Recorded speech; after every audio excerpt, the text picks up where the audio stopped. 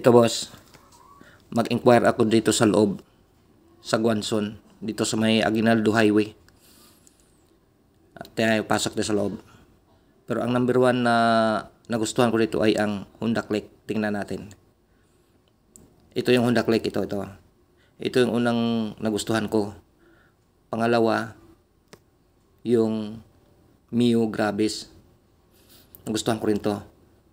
Mukhang gusto ko rin siyang mukhang ito at ang gusto ko. Yung pangatlo yung Boxman at saka yung pang-apat lang yung Abinis. Pinagpilian ko dito alin as mas maganda. Hingi lang ko sa inyo ng idea kung alin ba taga ang mas okay.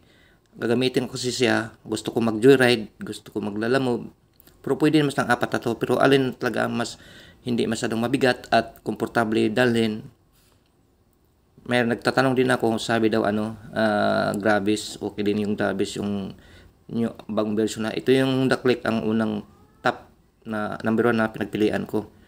Bigyan lang ko idea boss kung alin yung pwede kong bilhin kasi meron sila ditong Click din siya pero special edition siya. Dito sa yung kulay blue. Yan.